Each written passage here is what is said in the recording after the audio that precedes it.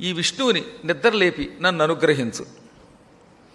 యజ్ఞములలో నువ్వు స్వాహాకారంగా, స్వధాకారంగా, వషట్కారంగా ఉంటావు. అటువంటి నీకు నమస్కారం. నువ్వు రక్షించేదానివి, మేము రక్షింపబడేవాళ్ళం. భీతోస్మి, నేనిప్పుడు భయంతో ఉన్నాను. ఎవరికైనా భయం ఉంటే ఆ భయము తొలగించడములో నీ వంటి పరమాత్మ స్వరూపిణి మరొకరు లేరు అని పరిపరి విధాలుగా ప్రార్థించాడు ఆయన. అయినా అమ్మవారు ఇంకా ప్రసన్నం కాకపోతే చిట్ట చివరికి ఏమన్నాడో తెలుసా?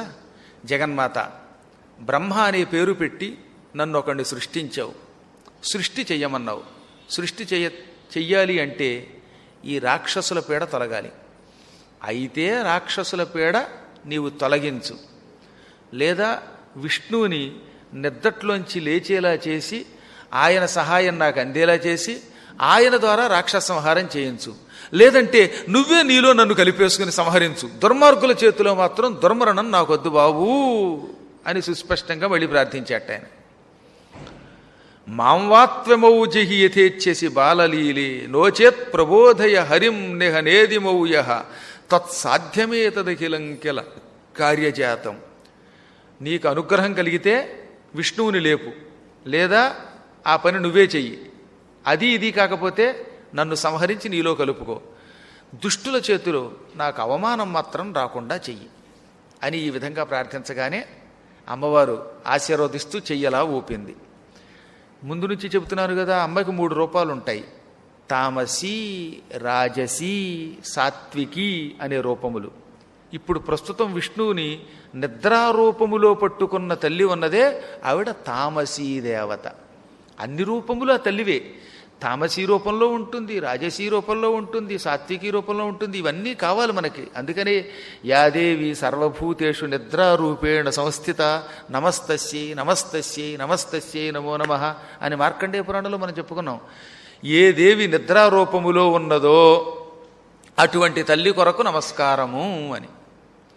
ఇవన్నిటినీ ప్రార్థిస్తే అన్ని రూపములతో ఉంటుంది. లక్ష్మీ రూపంలో, శ్రద్ధా రూపంలో, నిద్రా రూపంలో, ఇలా అనేక రూపములతో ఉన్న అమ్మని ప్రార్థిస్తే అన్ని రూపములతో మన శరీరంలో ఉంటుంది. అవన్నీ వదిలిపెట్టి ఒక్కదాన్నే కోరుకుంటే ఆ ఒక్కటే పట్టుకుంటుంది. అందుకే కొంతమంది యాదేవి సర్వభూతేషు నిద్రారూపేణ సంస్థ అని ధ్యానించి ఉంటారు. అందుకని నిద్ర మాత్రమే ఉంటుంది వాళ్ళకి. మరి కొంతమంది లక్ష్మీ రూపేణ సంస్థిత అని మాత్రమే ధ్యానించి ఉంటారు. అందుకే వాడికి డబ్బు మాత్రమే ఉంటుంది, మళ్ళీ సరస్వతి ఉండడం లేదు. అందుకని జ్ఞానులు ఏం చెప్పారు? నాయనలారా, ఒక్క రూపం కాదురా, అన్ని రూపములు అమ్మవే అని ధ్యానించండి, అప్పుడు అన్నీ మీకు వస్తాయి.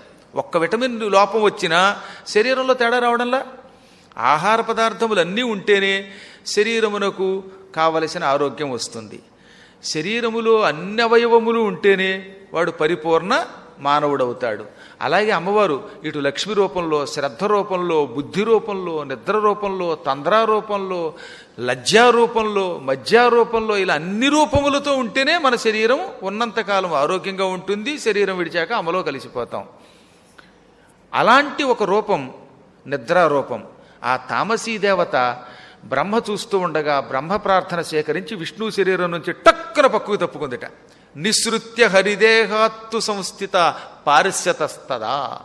విష్ణు శరీరం నుంచి తప్పుకుని పక్కన నిలబడింది. దీనికి కూడా వ్యాఖ్యానం వ్యాసుల వారే చెప్పారు. అమ్మవారు తామసీ శక్తి పూర్తిగా శరీరమును విడిచి ఎక్కడికో పోదు, పక్కనే ఉంటుంది. లక్ష్మీ రూపంలో ఉన్న సాత్విక శక్తి, సరస్వతీ రూపంలో ఉన్న రాజసిక శక్తి, మహాకాళీ రూపంలో ఉన్న తామసిక శక్తి, ఈ 3 పక్కనే ఉంటాయి. ఏ శక్తి ఎప్పుడు అవసరమో అప్పుడు ఆవహిస్తుంది, పని అయ్యాక మళ్ళీ పక్కకి తప్పుకుంటుంది. ఇవన్నీ క్రెడిట్ కార్డు లాంటివి. కార్డులు ఎప్పుడు జేబులో ఉండాలి, ఎప్పుడు కావాలంటే అప్పుడు టిక్కనలు పెట్టి లాక్కోవచ్చు అనమాట, డబ్బు అంటూ ఉంటే. అలా ఈ శక్తులు ఎప్పుడు మన పక్కన ఉండాలి. ఒక్కొక్క కాలములో ఒక్కొక్క శక్తి అవసరం. ఇప్పుడు నాకేం కావాలి? రాజసీ శక్తి అయిన సరస్వతి కావాలి. ఇప్పుడు సరస్వతి నన్ను ఆవహించాలి. ఆవహిస్తే మీకు ఈ భాషకి తగిన వ్యాఖ్యానం చేయగలుగుతాం, లేకపోతే ఆ భాష అర్థం కాదు. మళ్ళీ ఎప్పుడు ఆవిడే ఉంటే ఇబ్బంది కదా. ఈ రాజసీ శక్తి 24 అవర్స్ ఉంటే ఇక మళ్ళీ రూమ్లోకి వెళ్ళాక కూడా ఎవడున్నా లేకపోయినా గోడలకి బల్లులకి పురాణం చెప్పుకుంటూ కూర్చుంటే ఇంట్లో వాడు పిచ్చాడు అనుకుంటారు. అందుకని ఇంటికి వెళ్ళగానే ఏం చేస్తుందనమాట, ఈ సరస్వతి రాజసీ శక్తి తప్పుకుంటుంది. అప్పుడు సాత్వికీ శక్తి, శాంత శక్తి ఉండాలి. ఇంట్లో భార్య దగ్గర శాంతంగా లేకపోతే ఆ తర్వాత మర్నాడు ఉపన్యాసం వాడు చెప్పలేడు. అందువల్ల ఏమిటంటే అక్కడ శాంతంగా చక్కగా కాస్త భోజనం తిండి అవి తిండని మెల్లిగా పలకరిస్తూ ఉత్సాహంగా ఉండే శక్తిని ఆవాహన చేయాలి. ఇవన్నీ అయ్యాక రాత్రి పడుకునేటప్పుడు ఏం చేయాలి? తామసీ శక్తిని ఆవాహన చేయాలి. అప్పుడు ఆవిడ శరీరాన్ని పట్టుకుంటే గుర్రుని కాస్త హాయిగా నిద్రపోతాడు. మళ్ళీ వీడు గుర్రు వల్ల పక్కవాడు బర్రు అనకుండా హాయిగా సుఖంగా నిద్రపోవాలి. అందుకే తామసీ శక్తి లేకపోతే ఏమవుతుందో తెలిసినా ఎంత గింజుకున్నా నిద్ర పట్టదు. మీకు కొన్ని రహస్యములు చెప్పవలసిన అవసరం ఉన్నది. అప్పుడప్పుడు కొంతమంది వచ్చి అదేమిటో తెలియదండి, మేము ఎంత ప్రయత్నించినా మెత్తని పరుపు మీద పడుకున్న వేళకి నిద్ర పట్టదు, పడుకుంటే ఇట్టే మెలకు వస్తుంది, చాలా యాతన పడుతున్నాం, సకాలములో నిద్ర పట్టకపోవడం వల్లట ఉదయం పూట పనులు చేయలేకపోతున్నారట, ఉత్సాహంగా ఉండడం లేదట, దానివల్ల పగల ఆఫీసులో యాతన పడుతున్నారు. అంటే ఏమిటనమాట? తామసీ శక్తి, ఈ నిద్రాశక్తి అతన్ని పట్టుకోవలసిన సమయంలో పట్టుకోవడం లేదు. దానివల్ల మనిషికి అనారోగ్యం వస్తుంది. అప్పుడు మనం ఏం చేయాలి? ఈ తామసీ శక్తిని, రాజసిక శక్తిని, సాత్విక శక్తిని కలిపి 3 శ్లోకములలో వర్ణించారు. ఆ 3 శ్లోకములు భక్తి శ్రద్ధలతో రోజు జపం చేసినా, పారాయణ చేసినా, పారాయణ చేయలేకపోతే విన్నా, అటువంటి వాడికి ఈ 3 శక్తులు సమయమునకు ఏవి రావాలో వస్తాయి.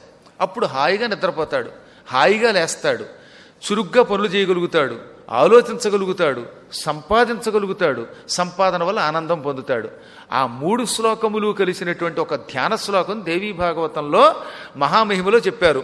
సృష్టౌ యా సర్గరూప జగదవన విధౌ పాలినీయాచ రౌద్రీ సంహారే చాపి యస్యా జగదిదమఖిలం క్రీడనం యా పరాఖ్యా పశ్యంతి మధ్యమాథో తదను భగవతి వైఖరీ వర్ణరూప సా అస్మద్వాచం ప్రసన్నా విధిహరిగిరిశారాధితాలంకరోతు. వ్యాసుల వారు అద్భుతమైన ఈ శ్లోకం రాశారు. ఇందులో మొత్తం అమ్మవారి శక్తులన్నీ ఉంటాయి. ఒకే శ్లోకంలో 3 శ్లోకముల సారము కలిపాడు.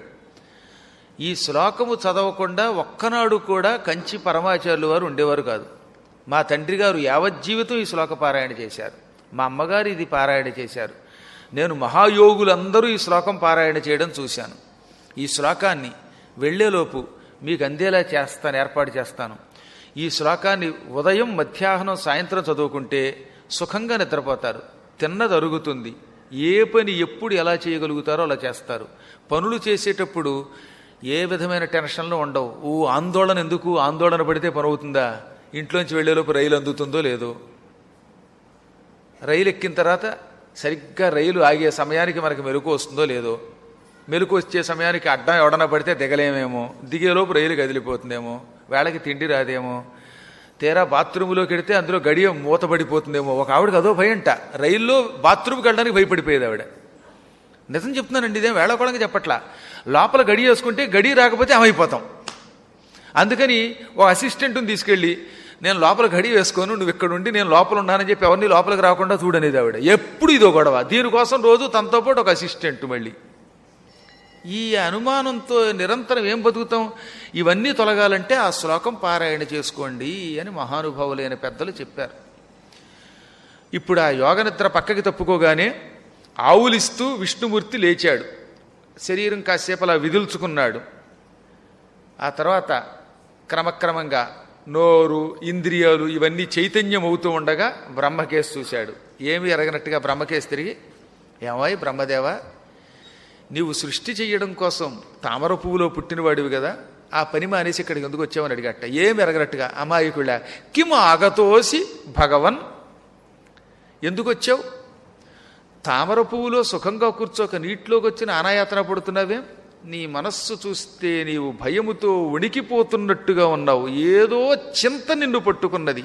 రవ్వంతైనా చింత లేకుండా ఉండవలసిన నీకు ఈ చింత ఏమిటి అనగా, ప్రభు అన్నీ నీకు తెలుసు, అయినా మళ్ళీ అడుగుతున్నావు, చెబుతున్నావు విను. పరమదుర్మార్గులైన 2 రాక్షసులు నీ చెవిలో నుంచి పుట్టుకొచ్చారు. అమ్మవారిని ధ్యానం చేయటం వల్ల వాళ్ళు ఎలా పుట్టుకొచ్చారో నాకు తెలిసింది. నీవు నిద్రపోతున్నావు, నిద్రపోతున్నప్పుడు నీ చెవులలో నుంచి కర్ణమలం వచ్చింది. ఆ గులిమిలోంచి 2 రాక్షసులు పుట్టారు. వాళ్ళు భయంకరాకారులు. వాళ్ళు నా దగ్గరకు వచ్చి నా పద్మాసనం ఇమ్మన్నారు. ఇవ్వననగానే తనడానికి మీదకు వచ్చారు. వాళ్ళ నుంచి తప్పించుకుని నీ దగ్గరకు వచ్చాను. త్రాహిమాం వాసుదేవాద్య భయత్రస్తం విచేతనం. ప్రభు వాసుదేవ, మధుకైటబుల భయముతో వణికిపోతున్నాను. వణికిపోతున్న నన్ను రక్షించు, వాళ్ళని వణికించు, వాళ్ళని తన్ను, సంహరించు, శిష్టుణ్ణి నన్ను రక్షించు, దుష్టుల్ని సంహరించు అని ప్రార్థించగానే, నీకేం పర్వాలేదు, నేను లేచానుగా, నువ్వు ఇక్కడే ఉండు, వాళ్ళు ఎలాగో వెతుక్కుంటూ, ఎవరిని, నిన్ను వెతుక్కుంటూ ఇక్కడికి వస్తారు, రాగానే యుద్ధం చేస్తానన్నాడు ఆయన. ఇలా శ్రీ మహావిష్ణువు అభయం ఇచ్చాక బ్రహ్మగారికి ఇప్పుడు ధైర్యం వచ్చింది. ఇంత చేసి బ్రహ్మగారికి అభయం ఇచ్చి 5 నిమిషాలు అయ్యిందో లేదో ఈ గొట్టం పుచ్చుకుని టిక్కుని కిందకి దిగిపోయారట మధుకైటవులు. వాళ్ళు పకపకా నవ్వుతూ, ఓరి ఎర్రనివాడ, యుద్ధము చెయ్యరా అని మేం పిలిస్తే మాతో యుద్ధం చేయలేక నీకు సాయముగా ఈ నీలమేఘఛాయా శరీరుని తెచ్చుకున్నావా? ఎర్రనివాడికి నల్లనివాడు తోడనమాట, ఇంకో తెల్లనివాడు కూడా తెచ్చుకోండి, నాకేం పర్వాలా. మీ ఇద్దరిని చూర్ణము చేసి పిండి చేసి పద్మాసనం మేము లాక్కుంటాం. పద్మాసనంతో పాటు ఈ పాము కూడా బాగానే ఉంది, తెల్ల పాము తెల్ల తామర, ఇద్దరం చెరో ఆసనం పుచ్చుకుంటాం అన్నారు. అనగానే మీ కోరిక తీరుస్తాను ఆయన, మమ్మల్ని జయించిన తర్వాత కదా మా ఆసనాలు మీరు పుచ్చుకునేది, రండి ఒక్కసారి నాతో యుద్ధం చేస్తే ఇక జీవితంలో మీకు ఆసనాలు అవసరం లేదు, మీ చేత ఈ పద్మాసనమో శేషాసనమో కాకుండా శవాసనం వేయిస్తాను నేను, రండి అన్నాడు శ్రీ మహావిష్ణువు. ఇక అక్కడి నుంచి ఆ ఇద్దరికి మధ్యలో ఘోర యుద్ధం జరిగిందిట. 1 సంవత్సర కాలం మధువు, 2వ సంవత్సరం కైటభుడు, ఇలా ఒకళ్ళ తర్వాత ఒకళ్ళు అన్నదమ్ములిద్దరూ మార్చుకుంటూ యుద్ధం చేశారు. ఎంత? 5 వర్ష సహస్రాణి యదా జాతాని యుజ్యత. 5000 సంవత్సరములు యుద్ధం జరిగిందిట.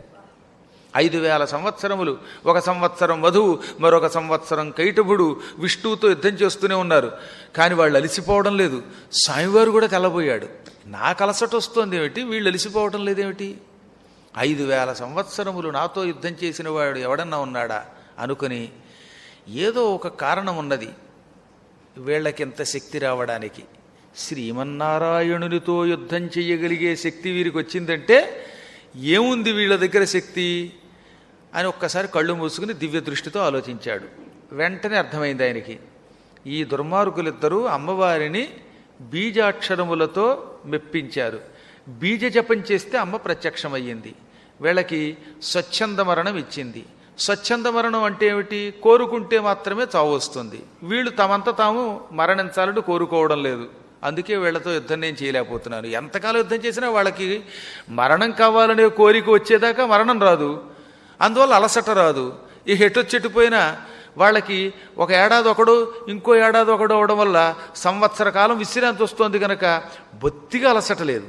నాకేమో అవిశ్రాంతత్వం, నాకు విశ్రాంతి లేదు, ఏకధాటిగా యుద్ధం చేస్తున్నాను. వాళ్ళు ఏకధాటిగా కాకుండా విశ్రాంతి తీసుకుంటూ యుద్ధం చేస్తున్నారని ఆలోచించాడు ఆయన.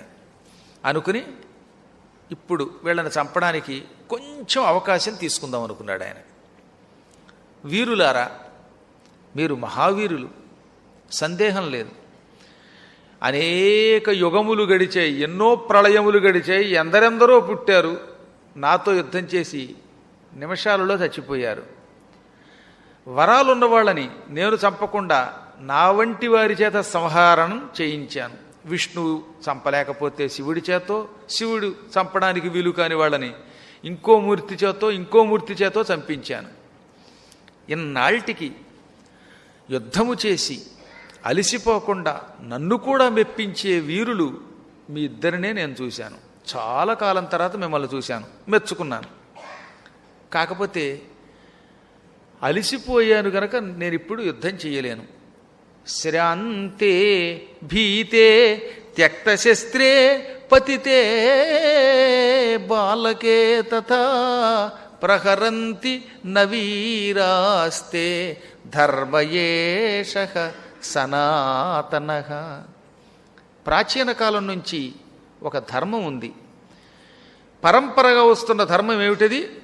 అలిసిపోయిన వాళ్లతో యుద్ధం చెయ్యకూడదు, భయపడిన వాడితో యుద్ధం చేసి వాడిని చంపకూడదు, త్యక్త శస్త్రే ఆయుధం విడిచిపెట్టిన వాడితో యుద్ధం చేయకూడదు. ఆయుధం లేదనుకోండి వాడిని చంపకూడదు. బాబోయ్ నేను యుద్ధం చేయను, కత్తి కింద పారేశాను అన్నవాడితో యుద్ధం చేసి చంపడం అన్యాయం. ఆయుధం ఉన్నప్పుడు కావాలంటే యుద్ధం చెయ్యి.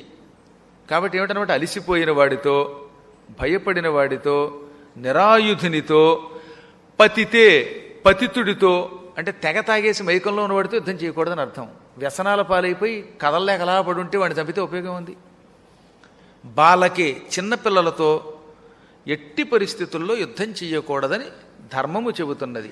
మీరు వీరులు, ధర్మం తెలిసిన వాళ్ళు 5000 సంవత్సరాలు నాతో యుద్ధం చేశారు. మీలో ఒకడు ఒక ఏడాది, రెండోవాడు మరొక ఏడాది చొప్పున యుద్ధం చేస్తున్నారు. కాబట్టి మీకు సంవత్సరం మధ్యలో యుద్ధం చేయకుండా విశ్రాంతి లభిస్తోంది. నాకేది విశ్రాంతి? నేను ఒక్కండి కాబట్టి అవిశ్రాంత యుద్ధం చేస్తున్నాను, మీరు విశ్రాంతితో యుద్ధం చేస్తున్నారు. ఇది అధర్మం. ఒక్కడితో ఇద్దరు యుద్ధం చేయటమే తప్పంటే విశ్రాంతి తీసుకుంటూ విశ్రాంతి లేని వాడితో యుద్ధం చేయటం మరీ అన్యాయం. కాబట్టి నాకు కాస్త విశ్రాంతి కావాలి, తర్వాత మీ అంతం చూస్తాను అనగానే వాడు పక్కపక్కనవి ఎంతసేపు కావాలంటే అంతసేపు విశ్రాంతి తీసుకో, మేమేం అనుకోం, నీకు అలసట తీరాక ఎప్పుడు యుద్ధానికి వస్తే నీ అంతం చూస్తామన్నారట. అప్పుడు ఆయన వాళ్ళని పక్కకి పంపి తాను మరో పక్కకు వచ్చాడు. నిజానికి ఆయనకి విశ్రాంతి కాదు కావలసింది, వీళ్ళని చంపడానికి కావలసిన ఒక వరం. అందుకే వాళ్ళని పక్కకి పంపి భక్తితో అమ్మవారిని ప్రార్థన చేశాడు. నమో దేవి మహామాయే సృష్టి సంహారకారిణి అనాది నిధనే చండి భుక్తి ముక్తి ప్రదేశివే. అమ్మా జగన్మాత, మహామాయాస్వరూపిణివి నీవు. సృష్టిని చేసి పోషించి సంహరించే తల్లివి, పంచకృత్య పరాయణవి, దిక్కులేని వాళ్ళకి దిక్కు నువ్వు, ఎప్పటి నుంచో వస్తున్న ఆదిశక్తివి, అనాది నిధనవు నీవు. ఒక్కొక్కప్పుడు నువ్వు ఉగ్రరూపం ధరిస్తే ఈ ప్రపంచంలో ఎవడూ నిలబడలేడు. నీ ఉగ్రరూపమును చూచి తట్టుకునే శక్తి ఎవడికి ఉండదు. అప్పుడు నిన్ను చండి అని పిలుస్తారు. నీవు భుక్తిని ఇస్తావు, ముక్తిని ఇస్తావు, మంగళస్వరూపిణివి. అమ్మ ఉన్న ఇంట్లో అమంగళం ఉండదు. ఎందుకంటే అమ్మవారు సర్వమంగళ మంగళ దేవత కూడా. ఎటువంటి ఆపదలు వచ్చినా ఒక్కసారి అమ్మా అని ఆర్తితో పిలిస్తే ఆ క్షణమే ఆ ఇంటిలో ప్రత్యక్షమై నిన్ను నీవే సమర్పించుకుంటావు. అందుకే నిన్ను సర్వమంగళ, అనేక విధమైన శుభములకు నిలయా అని పిలుస్తారు. అసలు ఆ శబ్దం నాకు కూడా చాలా ఇష్టం. దేవీ భాగవతంలో అమ్మవారిని మంగళదేవత, సర్వమంగళ, మంగళకారిణి, సర్వమంగళ మంగళకారిణి ఇలా నామాలతో సంబోధించారు. అమ్ముంటే అక్కడ మంగళమే, అసలు అమంగళం అనేదే రాదు. కొంచెం నమ్మి భక్తితో ధ్యానించాలి. ప్రతి వ్యక్తికి పుట్టడం, శరీరం విడిచిపెట్టడం తప్పదు. ఈ శరీరం విడిచిపెట్టేలోపు సాధ్యమైనంత వరకు జీవితం ఆనందంగా మంగళాలతో సాగాలంటే మంగళదేవతని ధ్యానం చెయ్యాలి. కాళిదాసుని చూడండి, తెనాలి రామకృష్ణుని చూడండి, ఎన్నో కష్టాలు పొందారు వాళ్ళు. వాళ్ళని కూడా శత్రువులు చంపడానికి ప్రయత్నించారు. ప్రాచీన కాలంలో కవులు, గురువులు వాళ్ళు మరణం దాకా వెళ్ళి బయటకు వచ్చిన వాళ్ళే. తెనాలి రామకృష్ణుడు అయితే కృష్ణదేవరాయలు ఒక్కోసారి క్షణికోద్రేకంలో ఏనుగుతో తొక్కించి చంపేయమన్నాడు. తర్వాత తప్పు తెలుసుకున్న ముందు తొక్కించి చంపించాలంటే ఆ సమయంలో చచ్చిపోయి ఉంటే బతికేవాడా? కృష్ణదేవరాయలు కోపం వచ్చి పీకదాకా గొయ్యి తీసి పాతిపెట్టి ఆ తర్వాత ఆ తల ఒక్కటే పైకి ఉంటుందిగా, పీకదాకా గోతుకులో ఉంటాడుగా, ఆ పీకని ఆ తలని ఏనుగుతో తొక్కించి చంపేయండి తెనాలి రామకృష్ణుడు అని ఆజ్ఞాపించాడు. పాపం భటులు తీసుకెళ్ళి గోతులో పాతిపెట్టారు. తలకాయ బయట ఉంది. ఆ సమయంలో తెనాలి రామకృష్ణుడు చచ్చిపోవడానికే సిద్ధంగా ఉన్నాడు. ఇంతలో ఏం జరిగింది? ఇద్దరు తురకాళ్ళు అక్కడున్న ఆస్థాన జ్యోతిష్కుడిని ఆకట్టుకుని శ్రీకృష్ణదేవరాయలకి తప్పుడు జ్యోతిషం చెప్పి ఆయన అంతం చూడడానికి కుట్ర పన్నారట. బహమనీ సుల్తాన్లు అన్నమాట వాళ్ళు. ఆ బహమనీ సుల్తానుల యొక్క దూతలు జ్యోతిష్కుడితో మాట్లాడారు. జ్యోతిష్కుడు వాళ్ళ దగ్గర డబ్బులు కొట్టేసి కృష్ణదేవరాయల దగ్గరికి వెళ్ళి, మహారాయ కృష్ణరాయ, నీ జాతకం బాలేదు, నువ్వు ఇప్పుడు యుద్ధానికి వెడితే సుల్తానుల చేతిలో చచ్చిపోతావు, యుద్ధం ఆపేయి అన్నట్ట. ఒక ఏడాది కనుకల యుద్ధం ఆపితే ఈలోపు వాళ్ళు ఏనుగుల్ని తెప్పించుకుని కృష్ణదేవరాయలను చంపాలని వాళ్ళ కుట్ర అన్నమాట. అది రామకృష్ణుడు విన్నాడు. దాంతో ఆయన ఏం చేశాడు? ఓరి నాయనో, నేనైతే చచ్చిపోవడానికి సిద్ధంగానే ఉన్నాను రాయల యొక్క ఆజ్ఞతో. కానీ ఇప్పుడు ఈ ఆస్థాన జ్యోతిష్కుడికి లంచం పెట్టి వీడి ద్వారా తప్పుడు జాతకం చెప్పిస్తున్నారు రాయలకి. రాయలు అన్యాయం అయిపోతాడు. రాయలుంటేనే హిందూ మతం నిలబడుతుంది. ఏదో క్షణికోద్రేకంలో నన్ను ఆయన చంపించడానికి పంపాడు. కానీ ఆయన ధర్మమూర్తి, వీరుడు, ఇప్పుడు కొడిగొడుతున్న హైందవ మతానికి రక్షకుడు ఆయన ఉండాలి అనుకున్నాడు. అప్పుడు తాను బతకాలనుకున్నాడు. బతికితే కదా రాయలకి నిజం చెప్పగలడు. బ్రతకడానికి అప్పుడు అమ్మవారిని ఎంత భక్తితో ప్రార్థించాడండి. 3 పద్యాలు ఉంటాయన్నమాట. సర్వమంగళకారిణి అంటాడు ఆయన. సర్వమంగళకారిణి, మంగళదేవత, పాహి పాహి పాహి అన్నాడు. టక్కన అమ్మవారు ఒక ఉపాయాన్ని చూపించింది. ఆ ఉపాయం ఏమిటి? పాపం బట్టలు తుక్కుంటూ ఓ చాకలైన అక్కడికి వచ్చాట. ఆయనకి పెద్ద గూని. వాడు రాగా నేను ఈ చీకట్లో తలకాయ ఒకటి కనబడిన ఆయన చూసి బాబోయ్ బాబోయ్ అన్నట్ట. ఏమోయే మడివేలు, ఏం భయపడక్కర్లా, నాకు వీపంతా గూనిపోవడానికి గొయ్యి తీయించుకుని పాతి పెట్టుకున్నాను. నన్ను నేనే పాతి పెట్టించుకున్నాను. పేకదాకా గోతిలో 4-5 గంటలు ఎవడైనా తనను తాను పాతి పెట్టించుకుంటే గూని సాపైపోతుంది అన్నట్ట. అయ్యి బాబు నాకు కూడా పెద్ద గూని ఉందండి బాబు, ఈ గూనితో చచ్చిపోతున్నాను, మా ఆవిడ తెగ తిడుతోంది, నా వీపు సాపు అవుతుందంటే నన్ను పైకి లాగు చూస్తానన్నట్ట. పాపం ఈయన గొయ్యి తవ్వి పైకి లాగాడు. అని ఇలా ఒళ్ళు విరుచుకుని, చూసావా ఇదివరకు నాకు ఇంత గూని ఉండేది, ఈ గోతిలో 4 గంటలు ఉన్నానో లేదో మొత్తం వీపు సాపోయింది, నిటారుగా ఉన్నానన్నట్ట. ఇక ఆయన ఆనందపడిపోయి, నీకు పుణ్యం ఉంటుంది, నీ పెళ్ళాం పెట్టలు సుఖంగా ఉంటారు బాబు, నన్ను ఈ గోతిలో పాతి పెట్టన్నట్ట. వీడిని అందులో పాతిపెట్టి, ఎందుకైనా మంచిది కొంచెం మెలకుగా ఉండి జగదంబని తలుచుకో, ఆవిడే నేను కాపాడుతుంది అని ఈయన తప్పించుకెళ్ళాడు. రాయల్ని రక్షించాడు.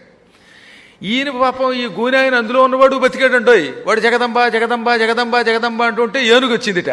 ఆ ఏనుగు చూడగానే జగదంబ అంటున్నవాడు ఉలిక్కిపడి, ఒరే ఒరే ఒరే చంపేస్తారేమిట్రా అన్నట్ట. అప్పుడు కాపలా వాళ్ళు వచ్చి, ఇందులో రామకృష్ణుడు ఉండాలి కదా అంటే, రామకృష్ణుడో ఇంకో కృష్ణుడో నాకు అనవసరం, ఆయన వీపు సాపు అయిపోయింది, ఇక నా వీపే సాపు అవ్వాలన్నట్ట. నీ వీపు సాపు కాదురా, ఏనుగు దొక్కితే నువ్వే సాపు అవుతావు అని వాడిని తీసి గంటారు. ఇదంతా పక్కన పెడితే ఎందుకు చెబుతానంటే, తెనాలి రామకృష్ణుడు ఆత్మకథను ఆయన రాసుకున్నాడు. అంబా నామస్మరణము చేస్తే మృత్యువు ముఖంలోకి వెళ్ళి బయటకు వచ్చానన్నాడు ఆయన. నేను నిజంగా చెబుతున్నాను, నా జీవితం అంతా అమ్మని స్మరించి పద్యం రాసుకున్నప్పుడల్లా నేను అలాగే సుఖపడుతూ వచ్చాను. ఎన్నో కష్టాలు మాకు వచ్చాయి. సీత కష్టాలు సీతవి, పీత కష్టాలు పీతవి, శిష్యుల కష్టాలు శిష్యులవి, గురువు గారికి వచ్చే కష్టాలు గురువువి. ఈ గురు కష్టాల్లోంచి బయటపడడానికి జగద్గురువైన గురుమూర్తి అయిన అమ్మని ధ్యానం చేస్తే టక్కన బయటకు వచ్చేసేవాడిని. అందుకే అమ్మకి గురుమూర్తి, మీ గురువుగారి రూపంలో ఉంటుంది అమ్మ అన్నారు. సముద్రాల వారు అనుకుంటాను చాలా అందంగా ఈ తెనాలి రామకృష్ణుడి యొక్క చరిత్రలో ఆయన రాసిన పద్యాల్లో గొప్ప పాటలో రాశాడనమాట. జగములా దయనేలే జననీ సదాశివుని మనోహరిణి పదములా కొలిచేనే మదిని దేవి జగములా దయనేలే జననీ మరుని గెలిచిన వానికి మరులు మరిపే సుందర వదనా ఆపదలందునాదరింపవే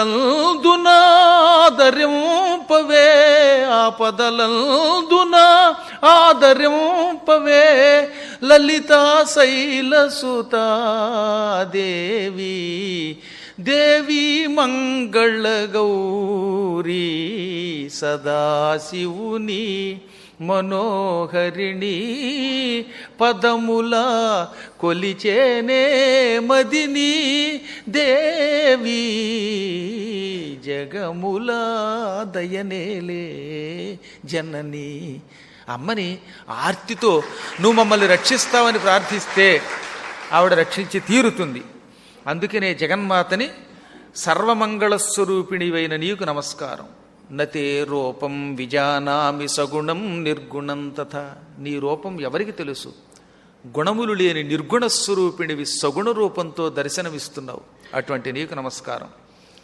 బ్రహ్మ, విష్ణువు, శివుడు మేమంతా నీలో ఒక భాగాలం, అంతా కలిస్తే మహాశక్తి స్వరూపాలం. ఈ దుర్మార్గులిద్దరికీ నీవు స్వచ్ఛంద మరణం ప్రసాదించావు. దానితో వాళ్ళు విజృంభించారు, నాతోటే యుద్ధానికి వచ్చారు. వాళ్ళని సంహరించటానికి నాకు సహాయం చెయ్యి. సాహాయ్యం కురుమే మాత, ఓ మాత నాకు సహాయం చెయ్యి యుద్ధంలో అనగానే, దేవదేవ ఓ హరి విష్ణు నువ్వు మళ్ళీ వాళ్ళ యుద్ధానికి పిలువు. అమ్మ స్వయంగా చెప్పింది, దేవదేవ హరే విష్ణు కురు యుద్ధం పునఃస్వయం. ఓ దేవదేవ, శ్రీహరి వాళ్ళని యుద్ధానికి వాళ్ళని పిలిచి మళ్ళీ వాళ్ళతో ముష్టి యుద్ధానికి తలపడు. వాళ్ళని ఎలా మోసగించాలో నేను చూస్తాను. ఈ మూర్ఖులు నా కోసం తపస్సు చేసి స్వచ్ఛంద మరణం వరంగా పొందారు. వరంగా పొంది నిన్ను వంచాం అని చంకలు కొట్టుకుని ఎగిరి గంతులేశారు. వాళ్ళు నన్ను వంచారో జగచ్చక్తి వాళ్ళని వంచిందో మరికొద్దిసేపట్లో తెలుస్తుంది. సమస్త లోకాలకి మూల కారణమైన జగదంబాశక్తినే వంచే శక్తి వీళ్ళకి ఎక్కడ ఏడిసింది అన్నదామె. స్వామివారు చిరునవ్వు నవ్వాడు. అమ్మయ్య, అమ్మవారి వరం ఉంది కదా అని అనుకుని, ఒరే మధుకేటువుల్లారా రండిరా, మళ్ళీ యుద్ధానికి రండి, నా అలసట తీరింది, ఇక మీ సంగతి చూస్తానన్నట్ట. వాళ్ళిద్దరూ ఒక్కసారిగా జబ్బలు తరుచుకుంటూ వచ్చారు. మళ్ళీ యుద్ధం ప్రారంభమయ్యింది. ఈ యుద్ధ ప్రారంభం అయ్యిందో లేదో అప్పుడు ఇంకో తమాషా జరిగింది. ఆకాశంలో ఒక మెరుపు మెరిసింది. ఆ మెరుపులో ఒక పరమసుందరీమణి దర్శనమిచ్చింది.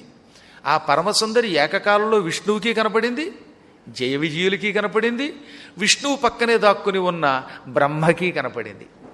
ఏమి సౌందర్యం! ఆ కనపడిన సుందరి జగదేక సుందరి, విశ్వసుందరి, భువన సుందరి. తెల్లని కాంతితో ఉంది. తామర పువ్వు రేకుల్లో ఉన్నాయి కళ్ళు. నల్లని ఒత్తైన జుట్టుతో ఉంది. మంచి చిరునవ్వుతో ఉంది. అసలు చిరునవ్వే ఆవిడకి అందం అన్నమాట. మందస్మితయుతై కామం ప్రేమ భావయుతైరను. చిన్న నవ్వు నవ్వుతుందన్నమాట. బుల్లి నవ్వులు అందం ఉంటుందండి. హే అని వికటాట్టహాసం చేస్తే తట్టుకోలేం, కానీ చిరునవ్వుతో ఉంది. కళ్ళల్లోంచి కామభావాన్ని ప్రదర్శించింది. పాపాత్ముల్ని సంహరించడానికి అమ్మవారు అప్పుడప్పుడు కామినీ రూపం ధరిస్తుంది. ఆ మహాసౌందర్యం, ఆవిడ అరచేతులు, కాళ్ళు, ఆ సన్నని నడుము ఇవన్నీ చూచి వాళ్ళు మోహపరవశులైపోయారు. ఏ జగదేక మాత ఎంతకు పూర్వం తమకి వరాలిచ్చిందో ఆ మాతని ఇప్పుడు కామినిగా, సుందరిగా భావించారు. శ్రీహరి ఎదురుగుండా ఉన్నా యుద్ధం చేయడం మానేసి అలా వెర్రిమొహాలు వేసుకుంటూ ఆ సౌందర్య వ్యామోహంలో పడిపోయారు. సుందరి నీ వంటి దివ్య స్వరూపంబు ఎందెందు వెదకన లేదు కదా అనుకోవడం మొదలెట్టారు. మా జగదంబ సౌందర్య వ్యామోహంలో ఈ మూర్ఖులు పడ్డారు అనుకున్న విష్ణువు వాళ్ళ దగ్గరికి వెళ్ళి, దానవులారా, ఎంతో పూర్వం ఎంతోమంది వీరుల్ని చూశాను, వారితో యుద్ధం చేశాను, సంహరించాను. అబ్బా, మీలాంటి వీరుల్ని మాత్రం నేను చూడలేదు. దానవా బహవో దృష్టాః యుధ్యమానా మయా పురా యువయోః సదృశః కోపి న దృష్టో న చ వై శ్రుతః. నేను ఎంతోమంది వీరులతో యుద్ధం చేశాను, చూశాను, సంహరించాను. మీ ఇద్దరి వంటి వీరులు ఈనాటి వరకు ఈ చరాచర జగత్తులో ఒక్కరూ కనపడలేదు. మీలాంటి వీరులున్నట్టు వినలేదు, కనలేదు. అందుకే నాకు మీ మీద ప్రేమ కలిగింది, అభిమానం కలిగింది. వీరులను గౌరవించాలని శాస్త్రం చెబుతోంది గనక మీకు వరం ఇద్దామనుకుంటున్నాను. ఏం కావాలో వరం కోరుకోండి అన్నాడు ఆయన. నిజంగా విష్ణు అంతటి వాడు వరం ఇస్తానంటే సామాన్యుడైతే కోరుకునేవాడు. ఇప్పుడు వీళ్ళు కాముకులై ఉన్నారు. కామాతురులకి వాళ్ళు ఏం ఆలోచిస్తున్నారో ఏం చేస్తున్నారో తెలియదు. కామాతురాణం న భయం న లజ్జ. కామాతురులకి భయం ఉండదు, సిగ్గు ఉండదు. అందుకని వాళ్ళు అసలు విష్ణుకేసి చూడకుండా ఆ సుందరికేసి చూస్తూ, మధు, కైటభా, మనం ఇన్నాళ్ళయింది ఈ నీళ్లలో తెగ తిరుగుతున్నాం. అబ్బబ్బబ్బా, మన కళ్ళల్లో నుంచి ఆనందం అనే నీళ్లు ఊరేటట్టుగా ఈ నీళ్లల్లో ఈ సౌందర్యవతి కనబడుతున్నది. ఈ సుందరిని పొందినవాడి జన్మే జన్మ కదా అనుకుంటున్నారట. మళ్ళీ విష్ణువు, నాయనలారా, మీ పరాక్రమానికి మెచ్చుకున్నాను, ఏం కావాలో వరం కోరుకున్నాను. కానీ వాళ్ళు తల తిప్పకుండానే, చాలు లేవయ్యా, నువ్వు మాకు వరాలు ఇస్తావా? ఎదురుగుండా ఒక అందగత్తి కనపడగానే మాకు వరాలు ఇస్తాను అని నోటికి వచ్చినట్టు మాట్లాడుతున్నావు. కొంచెం అందగత్తి కనపడినప్పుడు ప్రతివాడు తానే గొప్పవాణ్ణి అని అందగత్తికి తెలిసేటట్టుగా ప్రవర్తిస్తాట. ఎందుకని? వీడు గొప్పవాడని తెలిస్తే ఆ సుందరి వీడిని వరిస్తుందనే ఉద్దేశంతో. అందగత్తి కనపడగానే కాలర్లు ఎగరేసేవాళ్ళు, డబ్బులు ఖర్చు పెట్టేవాళ్ళు, పరాక్రమం ప్రదర్శించేవాళ్ళు, ఆవిడ దగ్గర మంచి మార్కులు కొట్టేయాలనుకునేవాళ్ళు ఉంటారు. నీవు అలాగే మాకు వరం ఇస్తానంటున్నావు. అప్పుడు ఆవిడ ఏమనుకుంటుంది, ఓహో ఈ మధుకైటబులకి విష్ణు వరాలు ఇచ్చే శక్తి కలిగిన వాడు, వరాలు ఇచ్చేవాడు అంటే భగవంతుడై ఉంటాడు, కాబట్టి ఈ విష్ణువు నేను వరిస్తాను అని ఈ సుందరి నీ వెంటపడుతుందనే ఉద్దేశంతో నువ్వు మాకు వరాలు ఇస్తానంటున్నావు, అవునా? అదేమీ మా దగ్గర చెల్లదు. మేం వీరులం, మా చేతిలో ఓడిపోయి యుద్ధం చెయ్యలేకేగా నువ్వు విశ్రాంతి కావాలని కోరావు, కాబట్టి నీకంటే మేమే గొప్పవాళ్ళం, మేమే వరాలు ఇస్తాం, ఏం కావాలో కోరుకో అన్నారట. అంటే వరాలు విష్ణువుకి వాళ్ళు ఇచ్చినట్టయితే వీళ్ళు గొప్పవాళ్ళు అనుకుని ఆ సుందరి వీళ్ళని వరిస్తుంది అనుకున్నారట వాళ్ళు. అందుకనే కామాతురుడై ఉన్నప్పుడు, త్రాగి ఉన్నప్పుడు, విపరీతంగా సంతోషంతో ఉన్నప్పుడు, లేదా బాగా దుఃఖంతో ఉన్నప్పుడు ఇతరులకు వాగ్దానం చేయకూడదట. బాగా సంతోషంతో ఉన్నప్పుడు, బాగా దుఃఖంతో ఉన్నప్పుడు, లేదా కామాతురుడై ఉన్నప్పుడు, ఇలాంటప్పుడు గనక పొరపాటున మనం అవతలవాడికి వాగ్దానం చేశారా అప్పుడు ఏమవుతుందన్నమాట, ఆ తర్వాత నిలబెట్టుకోలేక యాతన పడతారు. అందువల్ల ఎప్పుడు కూడా వరం ఇచ్చే ముందు ఒక్కసారి ఆలోచించునాయనా అని శాస్త్రం చెబుతున్నది. ఈ మూర్ఖులు ఇప్పుడు కామాతురులై ఉండడం వల్ల తమను తాము మరిచి ఏం కావాలో కోరుకోండి అని విష్ణువుకే వరం ఇచ్చారు. ఆ సుందరి పంచభూతాలు చూస్తూ ఉండగా మీరు నాకు వరం ఇస్తారా, నిజంగానే సుందరీ సాక్షిగా వరం ఇస్తారా అన్నాడు ఆయన. ఆవిడ సామాన్య సుందరి కాదుగా, మరి విశ్వసుందరి, జగదేక సుందరి, భువన సుందరి. అమ్మవారికి ఏమని పేరు అనమాట, భువన సుందరి అని పేరు. అమ్మవారి గురించి ప్రత్యేకంగా పురాణాలన్నీ శ్రీ సుందరి, విశ్వసుందరి, భువన సుందరి అన్నాయి. యత్రాస్తి భోగో నహి తత్ర మోక్షః, యత్రాస్తి మోక్షో నహి తత్ర భోగః, శ్రీసుందరీ సేవన తత్పరాణాం, శ్రీసుందరీ సేవన తత్పరాణాం, భోగశ్చ మోక్షశ్చ కరస్థయేవ. భోగాలు కావాలంటే మోక్షం రాదు. రోజు సంపదల్లో సుఖంగా ఉంటే అప్పుడు ముక్తి రాదట. ముక్తి కావాలంటే భోగాలు ఉండవు. కానీ నాకు భుక్తి కావాలి, ముక్తి కావాలి అని కోరిక ఉందనుకోండి, అప్పుడు ఏం చేయాలి, ఇటు నాకు ఈ లోకంలో ఉన్నంతకాలం సంపదలు భోగాలు కావాలి, శరీరం విడిచిపెట్టాక అమ్మ దగ్గరికి వెళ్ళాలి, ఈ రెండూ కావాలనుకుంటే శ్రీసుందరీ సేవన తత్పరాణం అన్నారు. భక్తితో శ్రీసుందరిని అంటే జగదంబని పూజిస్తే ఈ లోకంలో సుఖం పొందుతాం, శరీరం విడిచాక ముక్తి పొందుతాం. శరీర సౌఖ్యాలు ఆ తర్వాత ఆత్మసుఖం రెండూ రావాలంటే అమ్మని పూజించవలసిందే, ఇంకెవ్వడికి అలా రాదు. శ్రీసుందరి అని అక్కడ ప్రత్యేకంగా చెప్పారు. అటువంటి శ్రీసుందరి సాక్షిగా మీరు నేను కోరిన వరం ఇస్తారా అనగానే ఇచ్చాం అన్నారు వాళ్ళు. కోరుకో, మేము మాట ఇచ్చామంటే మాట మీద నిలబడతాం అనగానే నాకు అదే కావాలి, మీ ఇద్దరూ నా చేతిలో చచ్చిపోయే వరం ఇవ్వండి అన్నాడు ఆయన. ఏమన్నాడు, నా చేతిలో మరణించే వరం ఇవ్వండి. భవేతా మధ్యమే తుష్టౌ మమ వధ్యావభావపి, మీరు సంతోషముతో నాకే వరం ఇస్తానన్నారుగా, కాబట్టి కోరుకుంటున్నాను మీరిద్దరూ నా చేతిలో చచ్చిపోండి, నాతో యుద్ధం చేసి చావండి అనగానే ఇచ్చేశాం అన్నారట వాళ్ళు. అసలు వాళ్ళు ఏమిస్తున్నారో ఆలోచించట్లా, ఎంతసేపు సుందరే కనపడుతోంది. అందుకని ఆ సుందరి భవిష్యత్తులో వీళ్ళ పాలిటి మందరం తెలియదు. అందుకని అలా చూస్తూ ఇచ్చాం పో అన్నారట. అనగానే ఇంకేం ఇచ్చాం పోండి, మీరు చచ్చారు పోండి అన్నాడు ఆయన. అలా వాళ్ళు నీ చేతిలో మరణించే వరం ఇచ్చాం అన్నారో లేదో, అప్పటిదాకా ఆకాశంలో సౌందర్యంతో పరమసుందరిగా దర్శనమిచ్చిన అమ్మ, వీళ్ళిద్దరి మనస్సుని ఆకట్టుకున్న అమ్మ టక్కున మాయమైపోయింది. వెంటనే మాయమైపోయింది. ప్రసాదం పుచ్చుకున్న కుర్రాడు మళ్ళీ తుపాకుండుకు దొరకకుండా పారిపోయినట్టుగా. నా చేతిలో పళ్ళు ఉన్నంత వరకు కుర్రాళ్ళు ఎగబడేవారు పాపం. ఈ మధ్యన కనపట్లేదు, ఏమైపోయారో తెలియట్లేదు. కానీ పండు చేతిలో పెడితే మాత్రం ఎగిరి పక్కవాడు ఎక్కడ పట్టుకుంటాడో అన్నట్టు పారిపోయేవారు పాపం వెర్రి పిల్లలు. ఫలాపేక్ష లేకుండా వాడు ఉంటాడులేండి. అలాగా ఈ ఇద్దరు ఒక్కసారి శ్రీ మహావిష్ణువుకి వరం ఇవ్వగానే అమ్మ అదృశ్యురాలైపోయింది. అమ్మ మాయమవడంతో అప్పుడు వీళ్ళు స్పృహలోకి వచ్చారండోయ్. ఏమన్నాం మనం, ఏం జరిగింది అని ఒకళ్ళ మొహాలు ఒకళ్ళు చూసుకుంటూ ఉండగా, ఏం జరగడం ఏమిటి, మీరిద్దరూ నా చేతిలో చచ్చిపోతామని నాకు వరం ఇచ్చారు, ఇదే జరిగిందన్నాడు విష్ణువు. అమ్మ ఎంత అన్యాయం జరిగిపోయింది, ఎంత మోసపోయాం మనం. ఆయన అన్నదమ్ములిద్దరూ ఒకళ్ళ ముఖాలు ఒకళ్ళు చూసుకున్నారు. ఇప్పుడు అర్థమయ్యింది, ఒకానొకప్పుడు మనకి వరమిచ్చిన ఆదిశక్తి ఇప్పుడు మనల్ని వంచటానికి సుందరీ రూపంలో ఆకాశంలో దర్శనమిచ్చింది.